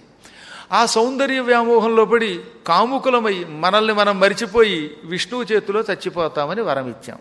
ఇక ఇప్పుడు మాట ఇచ్చాం కాబట్టి చావక తప్పదు. స్వచ్ఛంద మరణం యొక్క లక్షణం ఏమిటి? ఓసారి ఎవరి చేతిలో అయినా చచ్చిపోతామంటే ఇక వాళ్ళ చేతిలో చావక తప్పదు. మన వరంతో మనమే మరణం తెచ్చుకున్నాం. కండకావరం పెరిగితే ఎవరి వెలుతో వాళ్లే కళ్ళు పొడుచుకుంటారట. సరే ఏం చేస్తాం, ఇచ్చేసాం వరం, చావక తప్పదు. ఇప్పుడు మనం బ్రతకాలి ఎలా అని వాళ్ళిద్దరూ కాసేపు చెవులు కొరుక్కున్నారు. మనస్సులో బాగా ఆలోచించారు. చావు అంటే ప్రతివాడికి చచ్చే చావు కదా, మహాబాధ కదా. అందుకని నాయన శ్రీ మహావిష్ణు, మేము చావక తప్పదని అర్థమవుతోంది, అయినా ఈ వరానికి ఒక వంక పెడుతున్నాం. ఏమిటది? ఇక్కడ ఎక్కడ చూసినా నీరు తప్ప ఏం కనపడటం లేదు. మా ఇద్దరిని నీరు లేని పొడి ప్రదేశములో చంపు అన్నారట. తడి లేని పొడి చోట చంపు అన్నారట. అంటే మళ్ళీ తమను తాము బతికించుకోవడానికి ఏదో ఒక వంక పెట్టుకుందాం అనుకున్నారు వాళ్ళు. ప్రేక్ష్య సర్వం జలమయం భూమిం స్థల వివర్జితాం హరే యహ అయం వరో దత్తస్త్వయా పూర్వం జనార్దన నిర్జలే విపులే దేశే హనస్వ మధుసూదన. ఎక్కడ చూసినా ఈ చరాచర జగత్తంతా నీటితో ఉంది. మేము నీకు వరం ఇచ్చాం కాబట్టి నువ్వు మమ్మల్ని చంపు, కానీ చంపేటప్పుడు ఏం చేస్తావు? నీళ్లు లేని చోట చంపు, నిర్జల ప్రదేశంలో చంపు. మా మాట మేము నిలబెట్టుకుంటాం, నీ మాట నువ్వు నిలబెట్టుకుని మమ్మల్ని సంహరించనగానే మీకు నీరు లేని చోట చావాలనే కోరికుంది, అంతే కదా. ఓ దానికే అని వెంటనే విష్ణువు ఒక్కసారి తన శరీరాన్ని విపరీతంగా పెంచేశాడు. ఆయన శరీరం మొత్తం జలమంతా నిండిపోయింది. ఆయన తొడలు ఇంతంతలా పెరిగిపోవడం మొదలుపెట్టాట. ఈ తొడలు అలా పెరుగుతూ ఉండగా ఈ రాక్షసులిద్దరినీ పట్టుకుని తొడ మీద చేర్చాడు. వాళ్ళు ఈ తొడలకేద పట్టకుండా కాళ్ళు నీళ్లలో పెట్టడానికి వాళ్ళు శరీరం పెంచారట. కొంచెం అని ఓపిక తెచ్చుకుని వాళ్ళు కొంత శరీరాన్ని పెంచారు. అప్పుడు ఏమవుతుంది? శరీరం పెరిగితే ఈయన తొడ మీద ఉన్న కాలో చెయ్యో నీళ్లలో పెట్టచ్చు. నీళ్లలో కాలో చెయ్యో పడితే ఒంటికి తడి అంటుతుంది. తడి ఉన్న చోట చంపకూడదు అనుకుని వాళ్ళు కూడా కొంత ప్రయత్నం చేశారు శరీరం పెంచడానికి. ఎంత పెంచితే మాత్రం సర్వవ్యాపకుడైన అనంతునితో సమానముగా శరీరం ఎక్కడ పెంచుతారండి? ఆయన పేరే విష్ణువు. వ్యాపకశీలత్వాత్ విష్ణు, అంతటా వ్యాపించగలడు ఆయన. ఆ భగవంతునితో సమానంగా శరీరం వాళ్ళు పెంచలేకపోయారు. ఆయన వాళ్ళిద్దరినీ పూర్తిగా పెంచబడిన శరీరం మీదకి తొడ మీదకి చేర్చి చక్రాన్ని విడిచిపెట్టాడు.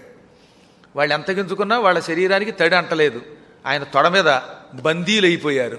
అలా తొడల మీద చేర్చి చక్రం విడిచిపెట్టగానే ఆ చక్రం ఒక్కసారి విర్రుమని గర్రుమని చర్రుమని వచ్చింది. వాళ్ళ తలకాయలు పర్రును తిరిగేసింది. ఈ తలలు రెండు తెగి నీళ్లలో పడిపోయాయి. ఆ నీళ్లలో రెండు తలలు పడి గిరా గిరా గిరా తెగ తిరిగాయి, సుళ్ళు తిరిగాయి. తిరగగానే ఆ మెదడులో ఉన్న మాంసం ముద్దంతా వ్యాపించి అతుక్కుపోయింది. చూస్తూ ఉండగా అది గుండ్రని ఒక గోళంగా మారిపోయింది. ఆ గోళమే ఇవాళ మనం భూమి అని పిలుస్తున్నాం. భూమిగా మారిపోయింది అది. మేదినీతి తతోజాతం నామపృథ్యా సమంతత. అప్పటి నుంచి భూమికి మేదిని, మెదడులో ఉన్న మాంసము గుజ్జుతో నిండింది గనక ఏర్పడింది గనక మేదిని అన్నారు. ఒకానొక కాలంలో ఇలా భూమి ఏర్పడిందన్నమాట. పంచభూతాలలో ఒకటైన భూమి ఇలా ఏర్పడింది. ఇక్కడ చూసారు ఎంత విచిత్రమో. భగవంతుని చెవిలోంచి గులిమి వచ్చింది. ఆ గులిమితో రాక్షసులు పుట్టారు. ఆయన చెవి నుంచే వచ్చే వ్యర్థ పదార్థం కూడా వ్యర్థం కాకూడదుగా. అందుకే మళ్ళీ వాళ్ళు చావగానే వాళ్ళ మెదడులో ఉన్న ఆ మాంసాదులు ఆ గుజ్జు కలిసి అదొక భూతంగా మారిపోయింది, భూమిగా మారిపోయింది, మేదినిగా అయ్యింది. పరమాత్మ శరీరము నుంచి వచ్చే ప్రతి పదార్థము సమస్త లోకములకు ఉపయోగపడే దివ్య పదార్థం అవుతుంది. అది వ్యర్థ పదార్థం కాదు. అందుకనే భూమికి మేదిని అంటే మేధస్సు నుంచి ఏర్పడింది కనుక మేదిని అన్నారు. అప్పటి నుంచి అభక్ష్యా మృత్తికాతేన కారణేన మునీశ్వరా. అప్పటి నుంచి మట్టి తినద్దు అన్నారు. మట్టి అంటే ఆ మెదడు గుజ్జు కదా, రాక్షసుల యొక్క మెదడు గుజ్జు వల్ల ఏర్పడింది కనుక మట్టి. డైరెక్ట్గా మట్టిని ఒట్లో పెట్టుకోవద్దు, పెట్టుకుంటే నీకు రాక్షస లక్షణాలు వస్తాయి అన్నారు. చిన్నపిల్లలు ఎక్కువ మట్టి తిన్నా, గర్భవతులు గర్భంతో ఉన్నప్పుడు కాస్త బావులేదు కడుపు అనుకుని మట్టి ఎక్కువ తింటే అప్పుడు ఎవరు పడతారు? ఆ పాకిస్తాన్ బార్డర్లో టెర్రరిస్టులు పడతారు. ఆ మట్టి తినకుండా ఉంటే మనలాంటి మహానుభావులు పడతారు, మీలాంటి పుణ్యాత్ములు పడతారు. ఆ మట్టి తిన్న రాక్షసుల్ని సంహరించిన తర్వాత పాకిస్తాన్ వాళ్ళది తప్పు కాదు, భారతీయులదే తప్పు, మన వాళ్ళదే తప్పు అన్న వాళ్ళంతా ఈ మట్టి తిన్నప్పుడు తిన్నారన్నమాట. వీళ్ళు మనం ఎలక్ట్రీని తిడుతున్నారంటే దానికి కూడా ప్రూఫ్ అడిగారంటే ఆ దౌర్భాగ్యులు ఎవరంటే చిన్నప్పుడు మట్టి తిన్నారు బాగా. అందుకే మట్టి తింటే ఎక్కువ మట్టి గరుచుకుపోతావురా అన్నారు పూర్వం. ఆ రోజు నుంచి డైరెక్ట్గా మట్టి తినకుండా మట్టిలోంచి పుట్టిన వాటినే తినాలి అని శాస్త్రం చెబుతున్నది అని ఈ విధమైన పరమ పవిత్రమైన మధుకైటభుల చరిత్రని శ్రద్ధతోటి సౌనకాది మహర్షులకు సూతుడు చెప్పి, ఈ కథ చాలా పవిత్రమైన కథ, ఇది విన్నటువంటి వాళ్ళకి రాక్షసుల వల్ల వచ్చేటటువంటి భయం తొలగిపోతుంది అని వివరించి ఇప్పుడు చెబుతున్నా వినండి. అసలు విషయం కథ మర్చిపోకూడదు. ఈ గందరగోళంలో వేదవ్యాసుల వారు బదరీలో తపస్సు చేస్తున్నారు. అప్పుడు ఆయనకి పిచ్చుకల జంట కనపడింది. ఆ పిచ్చుకలకి మళ్ళీ నాకు కూడా కొడుకుంటే బాగుండు అనుకున్నాడు ఆయన. అక్కడికి వెళ్ళాలి మళ్ళీ మనం అనుకున్న సమయంలో నారదుడు వచ్చి అమ్మవారి మంత్రం ఇచ్చాడు, జపం చేయమన్నాడు, వాగ్బీజం జపం చేయమన్నాడు. ఆ జపం చేసేలోపు నారదుడు చెప్పిన వాటిల్లో అనుమానాలు సౌనకాదులు అడిగితే హయగ్రీవ చరిత్ర, మధుకైటభ చరిత్ర సూతుడు చెప్పాడు. ఈ కథ అంతా చెప్పి ఇక్కడి నుంచి తర్వాత కథ చెబుతున్నా వినండి. వేదవ్యాసుడు గురువైన నారదుడికి నమస్కరించి నారదుడు అదృశ్యుడు కాగానే మహావేగముగా మేరు పర్వతానికి వెళ్ళాడు. అంటే ఇప్పుడు కేదారం అని పిలుస్తున్నాం కదా, ఆ కేదార క్షేత్రానికి వెళ్ళాడు. కేదార క్షేత్రంలో మేరు పర్వతం యొక్క శిఖరం, అంటే ఇప్పుడు ఎవరెస్ట్ శిఖరం అని పిలుస్తున్నామే, ఆ శిఖరం మీద నిలబడ్డాట. మేరు శృంగే మహారమ్యే వ్యాస సత్యవతీ సుత తపశ్చచార సోత్యుగ్రం పుత్రార్థం కృత నిశ్చయ. మేరు పర్వతము యొక్క ఎత్తైన శిఖరం పైన వేదవ్యాసుడు సత్యవతీ పుత్రుడు చాలా కాలం ఉండి కఠోర తపస్సు చేశాడు, ఉగ్ర తపస్సు చేశాడు. అది కూడా ఐం ఐం ఐం అనే వాగ్బీజమును జపించాడు. ఐంకారం వాగ్బీజం. ఈ అక్షరమును గురువుల దగ్గర నుండి ఉపదేశముగా స్వీకరించి శ్రద్ధతో జపిస్తే వాడికి వాక్శుద్ధి వస్తుంది. వాడు ఏదంటే అది అయిపోతుంది. వాగ్బీజం జపం చేసిన వాడు కవి అవుతాడు, పండితుడు అవుతాడు, వాడికి వాక్శుద్ధి వస్తుంది. అలాంటి వాళ్ళు నువ్వు బాగుపడతావంటే బాగుపడతాడు, నశిస్తావంటే నశిస్తాడు. అందుకనే వాగ్బీజమును బాగా జపము చేసేవారికి కోపం తెప్పించద్దు. అటువంటి వాళ్ళని ఆశీర్వచనం ఇచ్చేలా చేసుకోవాలి తప్ప వాళ్ళ ద్వారా శాపానికి గురి కాకూడదని పెద్దలు చెప్పారు. వాగ్బీజ జపం చేసేటటువంటి గురువులు ఒకవేళ ఎప్పుడైనా కోపగించినా గురువుగారు నన్ను ఆశీర్వదించండి అని నమస్కరించాలి తప్ప ఆయనవే ధ్వజమెత్తేసి నన్ను అవమానిస్తావని అంతం చూస్తానంటే వాడంతా నువ్వెక్కడ చూస్తావు, ఆయన జోలికెడితే నువ్వే అంతమైపోతావు. అంతటి జపం చేసిన వాళ్ళల్లో ఉత్తమోత్తముల యొక్క కోవకి చెందినవాడు వ్యాసుడు. ఆయన ఒక కోరిక మాత్రం మనసులో కోరుకున్నట్ట, నాకు ఒక కొడుకు పుట్టాలి, ఆ కొడుకు పంచభూతాత్మకుడు అయి ఉండాలి. అగ్ని, భూమి, జలం, వాయు, ఆకాశం ఈ 5 తత్వములతో కూడినవాడై ఉండాలి, మహాత్ముడై ఉండాలి, యోగి అవధూత అయి ఉండాలి అనుకున్నట్ట. భవిష్యత్తులో మీకు ఒక రహస్యం ఉంది గనక అది ఇక్కడే చెప్పేస్తాను. ఆయన పంచభూతాత్మకుడై కొడుకు పుట్టాలనడం వల్లే శుకుడు హిమాలయ పర్వతాలకు వెళ్ళి తండ్రికి కనపడకుండా అదృశ్యమైపోయాడు, మొత్తం పంచభూతాల్లో కలిసిపోయాడు. అందుకే వ్యాసుడు పుత్ర పుత్ర అనగానే సర్వభూతముల నుంచి మళ్ళీ పుత్ర అనే శబ్దం వెనక్కి వచ్చిందంటాడు. తన్మయతన్ వృక్షములున్ ప్రతిధ్వనులు చక్కంచేసి అని. యం ప్రవ్రజంతమనుపేతమపేత కృత్యం ద్వైపాయనో విరహకాతర ఆజుహావ పుత్రేతి తన్మయతయా తరవోభినేదుహుతం సర్వభూత హృదయం మునిమానతోస్మి. శుకుడు తండ్రిని విడిచిపెట్టి హిమాలయాలకు వెళ్ళి కనపడకుండా పోయాడు. ఆ ప్రాణులలో కలిసిపోయాడు, పంచభూతాలలో, చెట్లలో, మొత్తం భూతములలో కలిసిపోయాడు. అప్పుడు వ్యాసుడు పుత్ర అని పిలిచాట. ఆ పుత్ర అనే శబ్దం కొండ గుహలలో నుంచి, ఆకాశంలో నుంచి, భూమి మీద నుంచి, నీళ్లలోంచి, చెట్లలోంచి మళ్ళీ ప్రతిధ్వనించింది. పుత్ర పుత్ర అని వెనక్కి వచ్చింది శబ్దం. అది చూడడానికి ఎలా ఉంది? శుకుడు ఈ మొత్తం ప్రాణుల కింద మారిపోయి అందరిలో కలిసిపోయి సమాధానం ఇస్తున్నట్టుగా ఉందిట. అది ఎందుకు అలా అయ్యాడు ఆయన అంటే, ఈయన ప్రారంభంలోనే నా కుమారుడు అగ్నేర్భూమేస్తథా వాయోరంతరిక్షస్య చాప్యయం అన్నాడు. నా కుమారుడు అగ్ని, భూమి, జలం, వాయువు, ఆకాశం మొదలైన పంచభూతముల యొక్క తత్వంతో పుట్టి వాటిలో లీనమైపోయేవాడు, వాటి స్వరూపుడు పుట్టాలనుకున్నాడు ఆయన. అందుకే ఇప్పటికి కూడా శుకుడు ప్రతి వస్తువులో ఉంటాడు. ఎవరైనా మేము శుకుణ్ణి చూడాలని గట్టిగా అనుకుంటే అగ్నిలో చూడాలనుకుంటే అగ్నిలోంచి కనపడతాడు, వాయువులో చూడాలనుకుంటే వాయువులో కనపడతాడు, నీటిలో చూడాలనుకుంటే నీటిలో కనపడతాడు, ఆకాశం అంటే ఆకాశం, భూమి అంటే భూమి. అలా కనబడే స్థలం సుఖస్థలం అన్నమాట. రేపు మేము జూన్లో అక్కడ భాగవత సప్తాహం చేస్తున్నాం. శుకుడు పరీక్షిత్తుకి భాగవతం చెప్పిన స్థలం హరిద్వార్ వెళ్ళే రూట్లో ఢిల్లీ నుంచి హరిద్వార్ వెడుతూ ఉంటే అక్కడ ముజఫర్ నగర్ అని ఉంటుంది గంగా నదీ తీరంలో. అక్కడ శుకుడు పరీక్షిత్తుకి భాగవతం చెప్పాడు. ఆ స్థలం ఎంత గొప్పదంటే స్నానం చేస్తున్నప్పుడు గంగానదిలో గంగామాత శుకుడు పంచభూతములలో ఉన్నాడని వ్యాసుల వారు చెప్పారు.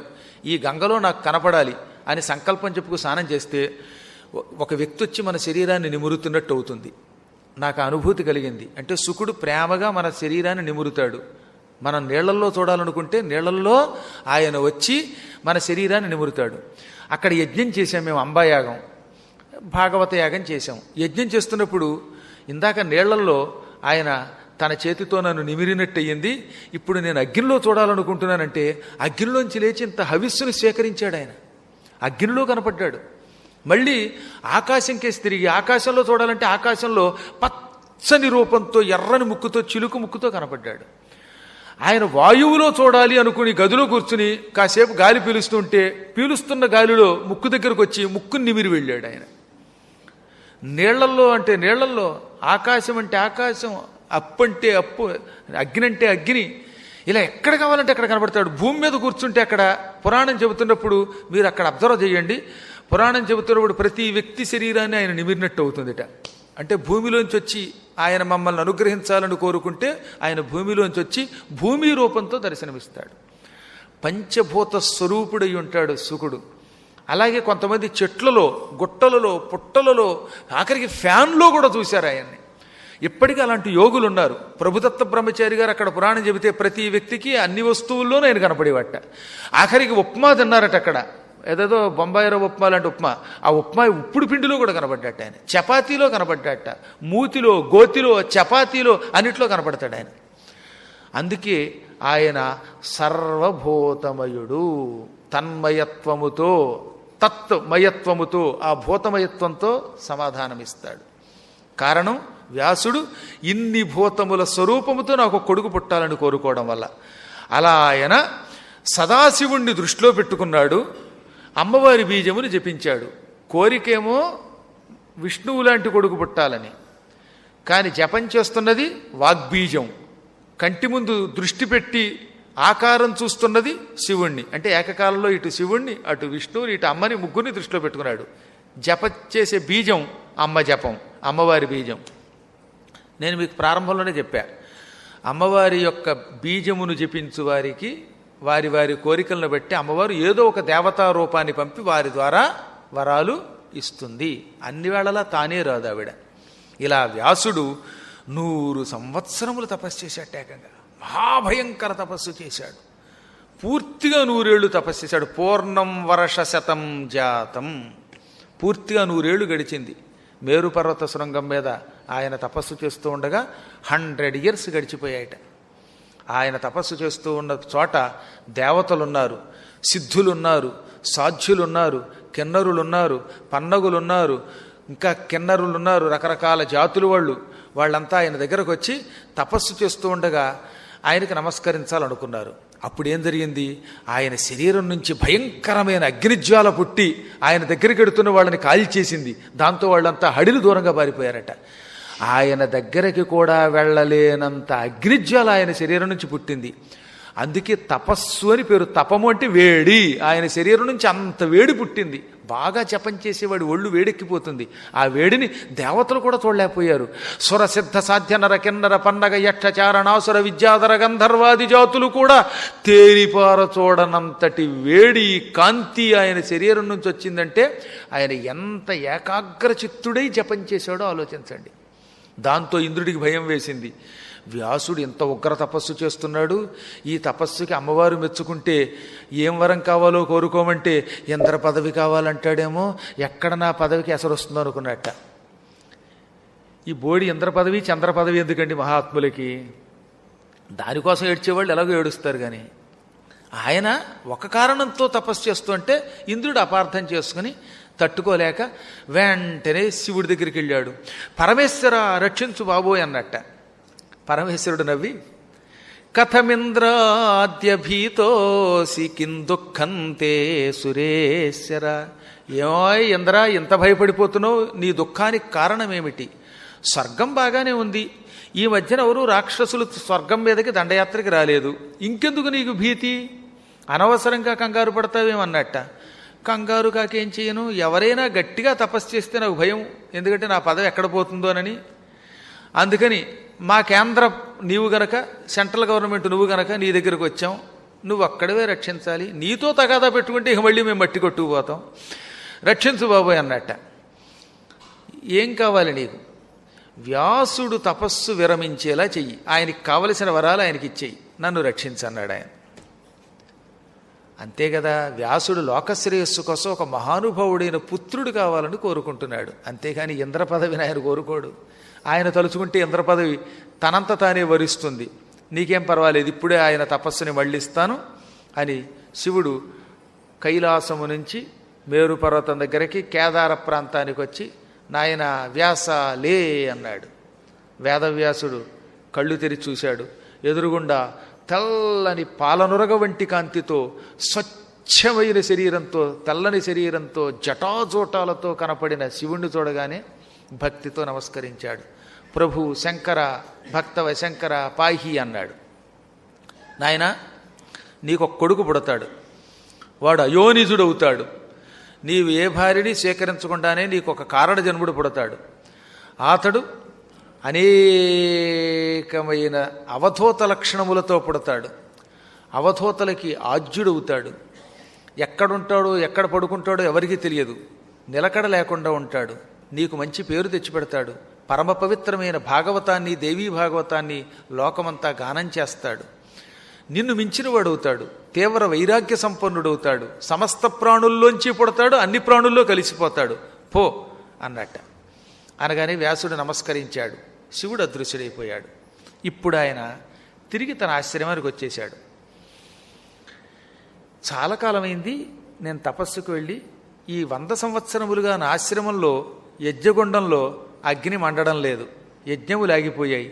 ఇప్పుడు శివుడు నాకు వరం ఇచ్చాడు కనుక కొడుకు పుడతాడు. ఆ కొడుకు పుట్టే ముందు యజ్ఞం చేస్తాను, యజ్ఞం వల్ల ఇంకా ఉత్తముడైన కొడుకు పుడతాడు అనుకున్నాడు ఆయన.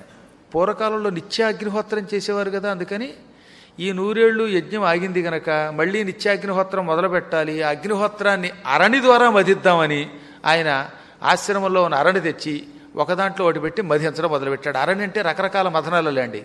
ఒక కర్ర, ఇంకో కర్ర అందులో పెట్టి గిర్రును తిప్పే విధానం ఒకటి, చేత్తో తిప్పే విధానం మరొకటి, ఒక కొయ్యని పెట్టి ఆ కొయ్య మీద ఓ రకమైన మరో కొయ్య పెట్టి తాడు కట్టి అటు ఇటు తిప్పే విధానం ఒకటి. అందులో ఈయన ఏం చేశాడు, కర్రలో కర్ర పెట్టి తిప్పడం మొదలెట్టాడు. ఈ విధంగా కొయ్యలో కొయ్య పెట్టి గట్టిగా తిప్పగా తిప్పగా అందులోంచి నిప్పురవ్వలు వస్తాయి. ఆ నిప్పురవ్వలకి పత్తి పెట్టి అంటిస్తారు. అప్పుడు ఆ అగ్నితోటి యజ్ఞం చేసేవారు. ఈ అగ్గిపెట్టెలతో యజ్ఞం చేసేవారు కాదు పూర్వకాలంలో, వాళ్ళకి అదో నియమం. అందుకని ఈయన కూడా అరణ్య మధించడం మొదలుపెట్టాట. మంథనారణ్య సంయోగాత్ మంథనాచ్చ సముద్భవ. అరణ్య మధిస్తూ అగ్నిని తయారు చేస్తూ ఆయన తనలో తాను ఏమనుకున్నాడు, అరణిని మధిస్తూ ఉంటే నా మనస్సు అంతకంటే బాగా మధింపబడుతోంది. ఎందుకు నా మనస్సుకి ఇంత మథనం వస్తోంది, ఎందుకు మదన పడుతోంది మనస్సు? ఈశ్వరుడు మంచి పుత్రుడు పుడతాడన్నాడు. పుత్రుడు పుట్టాలంటే స్త్రీ యొక్క సహకారం కావాలి. ఇప్పుడు నేను ఎటువంటి స్త్రీని వరించను? పెళ్లి చేసుకుని శాశ్వతంగా సంసారంలో పడ్డమేమో ఇష్టం లేదు. అలాగని ఒక పవిత్రురాలైన స్త్రీ లేకుండా మరి సంతానం ఎలా కలుగుతుంది? పోని నిజంగా కష్టపడి ఇష్టపడి ఎవరినైనా పెళ్లి చేసుకుంటే ఆవిడ పతివ్రత అవుతుందో లేదో. తీరా పతివ్రతను పెళ్లి చేసుకున్నాక ఏమండే పిల్లాన్ని కనేసి పొమ్మంటే ఎక్కడ పోతాను, నేను శాశ్వతంగా మీ భార్యగా ఉంటాను, నాకు మంచి భవనం కావాలి, డబ్బులు అవి కావాలి, ఆభరణాలు కావాలంటుందేమో. ఇప్పుడు మళ్ళీ ఆవిడ కోసం అందున గుంటూరు విజయవాడ మధ్యలో బిల్డింగ్ కొనడం అంత తేలిక? అడిగితే మాత్రం ఎవరైనా ఇస్తారా? పురాణం వినిపోవడమే కానీ ఒక్కడు కూడా పోనీ, ఏమండి వ్యాసుల వారు ఇంత పురాణం రాశారు, ఈ గుంటూరు విజయవాడ మధ్యలో ఎక్కడో చోట మీకు 1000 గజాల స్థలంలో బిల్డింగ్ కట్టిస్తామని ఒకడైనా అంటాడా? అనకపోతే నేను ఏమైపోతాను? ఇలాగ రకరకాల ఆలోచనలో పడిపోయాడు ఆయన. కథం కరోమ్యహంచాత్ర దుర్ఘటంచ గృహాశ్రమం. గృహస్థాశ్రమం అని తేలిక కాదు, దాన్ని నడపాలంటే ఇటు ధనము బంధాలు వీటితో కూడినవి. తీరా మంచి భవనం కట్టుకుని గృహస్థాశ్రమంలో ప్రవేశిస్తే ఈ తపస్సు పోతుందేమో. ఇకప్పుడు మళ్ళీ నేను కూడా అందరిలాగే సంసారంలో పడిపోయి పిల్లల్ని ఆడించుకుంటూ పాలిస్తూ తిరుగుతానేమో అనుకుంటూ ఉండగా ఆకాశం నుంచి ఒక మెరుపు మెరిసినట్టు అయ్యింది. స్వర్గలోకం నుంచి మెరుపు తీగి వంటి కాంతితో ఒక అప్సరస భూలోకానికి వచ్చింది. ఆవిడ పేరు ఘృతాచి. క్షీరసాగర మథనంలో చాలామంది అప్సరసలు పుట్టారు పూర్వం. అందులో ఈవిడు కూడా ఒకత్తి.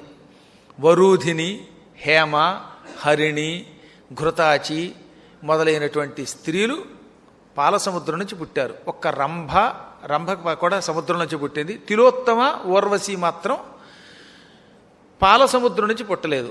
ఊర్వశి విష్ణువు యొక్క తొడ నుంచి పుట్టింది, ఊరువు నుంచి పుట్టింది గనక ఊర్వశి అన్నారు. నారాయణుడు నరుడు అనే పేరుతో విష్ణువు ఉంటాడు. ఈ భాగవతంలో వస్తుంది, దేవీ భాగవతంలో. మనకి సప్తమ స్కంధంలో ప్రహ్లాదుని తీర్థయాత్రలు ఉంటాయి. అందులో ఊర్వశి పుట్టుకు వస్తుంది. ఊరువు అంటే తొడ, ఊరువు నుండి పుట్టి ఊర్వశి అయ్యింది. తిలోత్తమని సుందోపసుందుల్ని చంపడం కోసం బ్రహ్మదేవుడు సృష్టించాడు. కాబట్టి వాళ్ళిద్దరూ అప్సరసలు కారు. అప్పంటే నీరు, నీటిలోంచి పుట్టలేదు వాళ్ళిద్దరూ. మిగతా వాళ్ళంతా ఈ విధంగా వరూధిని, హేమ, హరిణి, రంభ వీరంతా పాలసముద్రం నుంచి పుట్టారు. పరమసుందరీమణులు. అందులో ఒకత్తైన ఈ ఘృతాచి ఈయనకి ఎదురుగుండా వచ్చిందిట. వేదవ్యాసుడు వరం పొందాడు. తాత్కాలికంగా ఆయన్ని వరించి ఆయన ద్వారా ఒక సంతానం పొందితే నాకు కూడా మంచి పేరు వస్తుందేమో అనుకుని వచ్చింది ఆవిడ. ఆ సౌందర్యవతేమో ఈయన వరించి సంతానం పొందాలనుకుంది. ఈయన సంతానానికి స్త్రీని వరించాలనుకున్నాడు.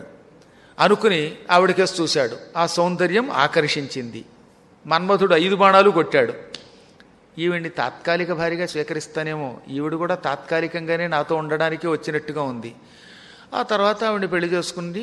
కొంతకాలం అయ్యాక ఒక కొడుకు పుట్టాక నీ దారి నువ్వు స్వర్గానికి పోనొచ్చు, నాకు కొడుకు వస్తాడు. కానీ చూస్తూ చూస్తూ ఈ అప్సరసల్ని నమ్మకూడదు. పూర్వం ఊర్వశి అని ఒక సౌందర్యవతి ఉండేది. ఈ ఊర్వశి అనే ఒకానొక దేవలోక స్త్రీ వ్యామోహంలో పడి పురూరవుడనే రాజు సర్వనాశనం అయిపోయాడు. నేను కూడా అలా నాశనం అయిపోతానేమో అని అనుమానం వచ్చేది వ్యాసుడికి. ఎందుకంటే వ్యాసుడు ద్వాపరయుగంలో కదా ఉన్నాడు. ఊర్వశీ చరిత్ర కృతయుగంలో జరిగింది. పైగా నారదుడు చెప్పాడు ఆయనకి. ఇక్కడ ఈ 36వ శ్లోకంలో చెబుతారు, నారదాచ్య మయా పూర్వం శృతమస్తి కథానకం యథా ఊర్వశీవసో రాజా పరాభూత పురూరవాహ. పురూరవుడు అని ఒక రాజు ఉండేవాడు. ఆయన ఊర్వశీ వ్యామోహంలో పడ్డాడు. భ్రష్టుడైపోయి పిచ్చెక్కి చివరికి దిగంబరుడై తిరిగాడు.